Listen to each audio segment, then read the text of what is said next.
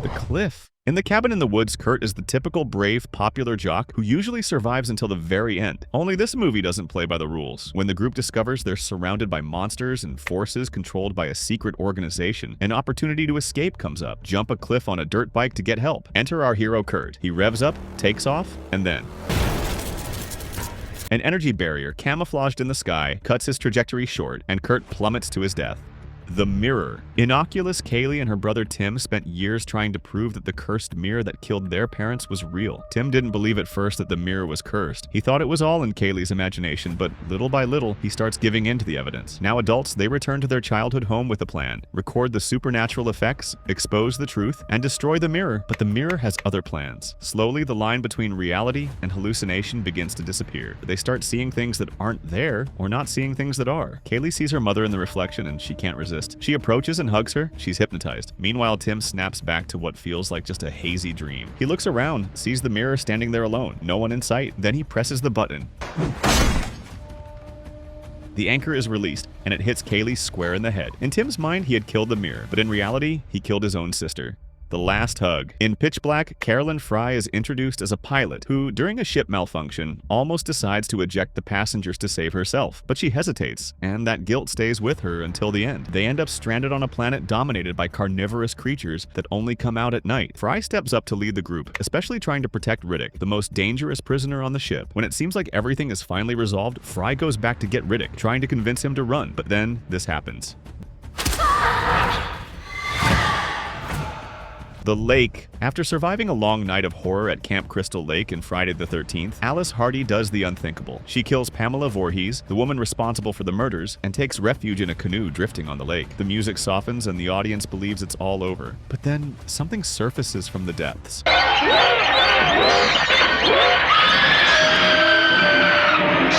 The deformed body of Jason Voorhees bursts out of the water and grabs Alice, dragging her under. The scare is inevitable, one of the first and most memorable jump scares in modern horror. But it was only a dream. Or was it? Alice wakes up in a hospital. When she asks about the boy, the doctors say no one was found in the lake, but we know Jason would be back. The accident. In the descent, Sarah, Paul, and little Jessica are driving home after a day of adventure with friends. The calm lasts only seconds.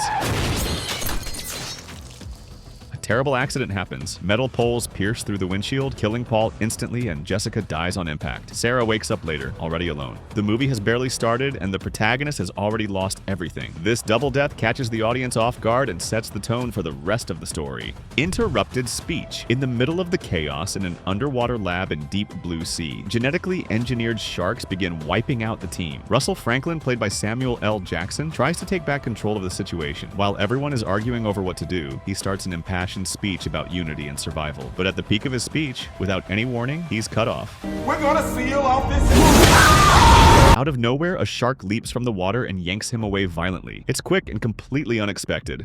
The peephole. More than 2 decades after the prom night massacre, The Rage, Carrie, too, brought back a survivor, Sue Snell. She had survived the terror unleashed by Carrie White, but ended up trapped in a new nightmare. Now working as a school counselor, Sue notices something strange about a student named Rachel Lang, a girl who, just like Carrie, suffers constant bullying and has a mother with a severe psychiatric history. The tragedy unfolds when Rachel discovers she's been deceived, used, and humiliated, just like Carrie. Her rage takes over, and once again, chaos erupts. Sue tries to intervene, but it's already too late. During Rachel's final destructive rampage, Sue tries to approach her, attempting to prevent more deaths, but Rachel's fury is blind.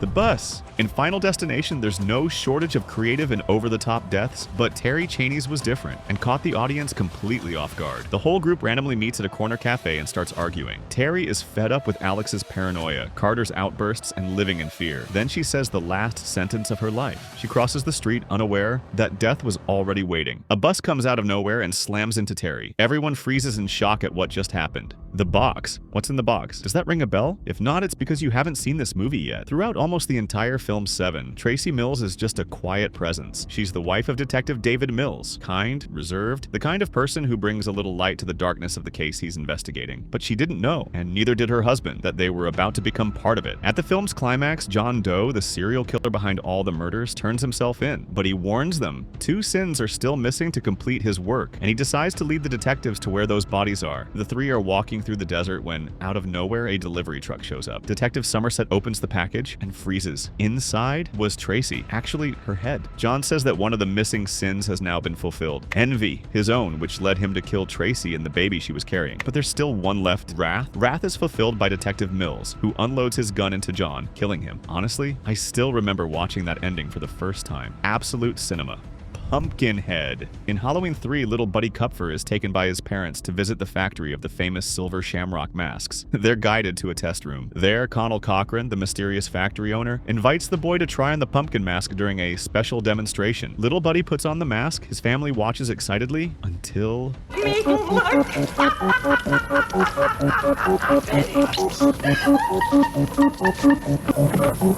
his head collapses inside the mask, and insects and snakes crawl out from where, seconds before, there had been a child's face. The scene is grotesque. Little Buddy doesn't just die. He's used as a test subject in an ancient ritual broadcast nationwide.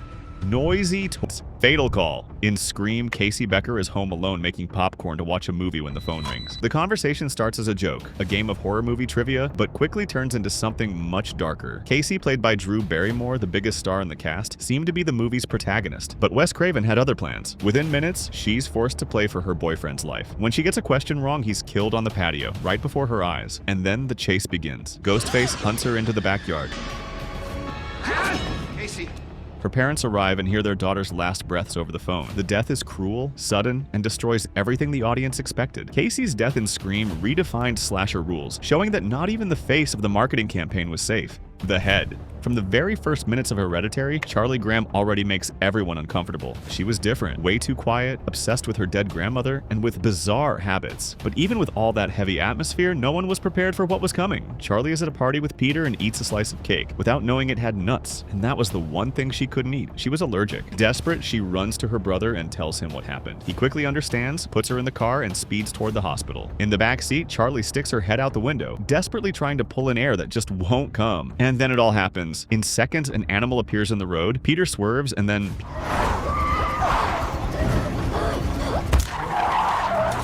Peter says nothing, frozen in shock, not looking back. He just drives home. The next morning, it's Annie, their mother, who finds her daughter's body, or what's left of it. That death completely caught me off guard. She was on the movie poster, in the trailers. I thought she was going to be the protagonist, but I was completely wrong. The little boat. At the beginning of it, we meet Georgie, a little boy in a yellow raincoat running after his paper boat. The scene is cheerful, almost sweet, until his boat falls into a storm drain, and he meets Pennywise inside. The clown plays with him and pretends to be friendly. The audience already knows Pennywise's reputation, but the direction makes it seem like Georgie will escape. And then, in a split second, it all happens. The scene is shocking for such a young character, even though we know Pennywise doesn't mess around. The Last Supper. In Alien, the crew of the Nostromo believes the worst is over. Kane, who had been attacked by an alien parasite, wakes up, is conscious, and even eating again. This makes everyone relax and smile. Then he starts to choke. It's the birth of the chestburster and the end of Kane. The impact is doubled. The scene is grotesque and realistic, and the cast's reactions are genuine, since no one knew exactly what was going to happen. Kane wasn't the hero, but he also wasn't someone the audience expected to lose, at least not like that.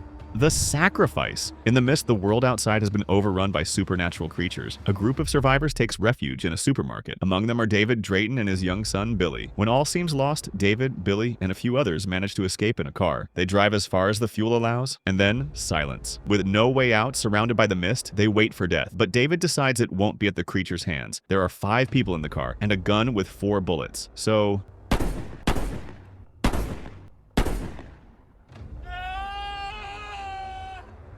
after that sacrifice, David steps out of the car, ready to be killed by the monsters, but cruelly, the mist begins to clear. Army trucks appear, exterminating the creatures. The rescue had arrived. If they had just waited a little longer, his son and everyone in the car would have survived. The shower. In Psycho, Marion Crane is the protagonist, so everything pointed to her being the center of the story. But Alfred Hitchcock had other plans. Midway through the film, Marion decides to take a shower, not knowing it would be her last.